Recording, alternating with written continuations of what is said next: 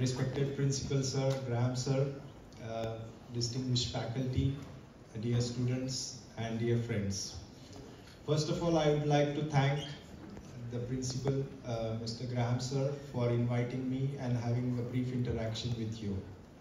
Regarding the construction, I would like to tell you that I am a civil engineer and I know that the construction takes a little bit time. But I am confident that with your able leadership, you will be able to complete the construction as you mentioned in September, and we'll have a new building. Thank you so much.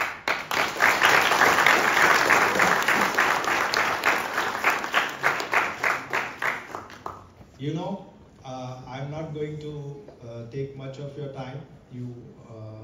I'll just try to be very brief. India and Mongolia, they are strategic partners. They are spiritual brothers also. You know, our history is related to thousands of years due to Buddhism. And Buddhism is a big link between India and Mongolia. India is the land of Lord Buddha, where he gave his teachings, sermons, he attained the Nirvana.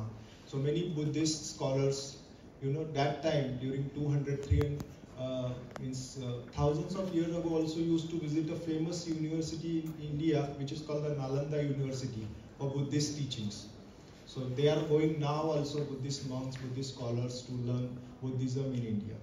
Apart from that, as sir mentioned, India and Mongolia are working on various projects, like we are building a big oil refinery in Dornogovi. So once the oil refinery is complete, Mongolia will be able to have energy security in terms of petroleum products.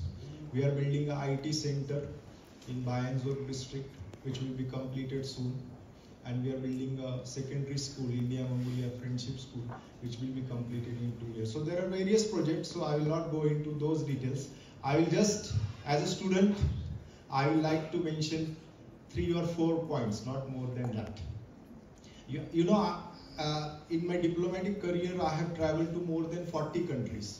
More than 40 countries, I have seen different cultures. I have been posted to various countries. So as I have seen in the life, there are only 3 basic teachings which we study in school, which are valid in the school time, which are valid in your youth, and which will be valid during your old age also. So what are these 3 things? These 3 things are very simple, but even at the wherever you are placed at a later journey of your life, please remember this. First is, honesty is the best policy. You know, a liar has to remember many things all the time, but an honest person does not need to remember everything. He can say whatever he want to say. The second point, which is very important, however rich you may be, however how much money you have, you should have good health to enjoy that money. That's success. So there is a saying which we learn in school, health is wealth. So your mental and physical health is very important. So for your mental health, do some kind of meditation for 10 or 15 minutes every day. And for your physical health, do some 10 to 15 minutes of physical exercise. So health is wealth, and this is also very important aspect. Now the third aspect which I am coming to is time.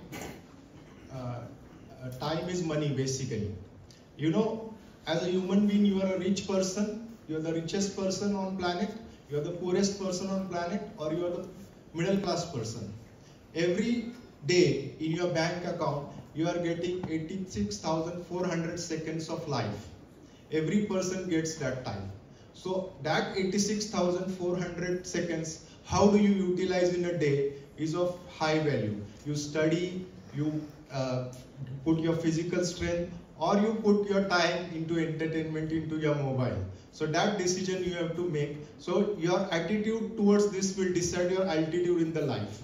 So these 3 things I wanted to tell. And even if whichever stage of life you are there, you are a student, you are working, or you retire, these 3 things will definitely help you in life. So with these 3 things, I will end my speech here. And I thank Principal Sir for inviting me. Thank you so much, and best wishes.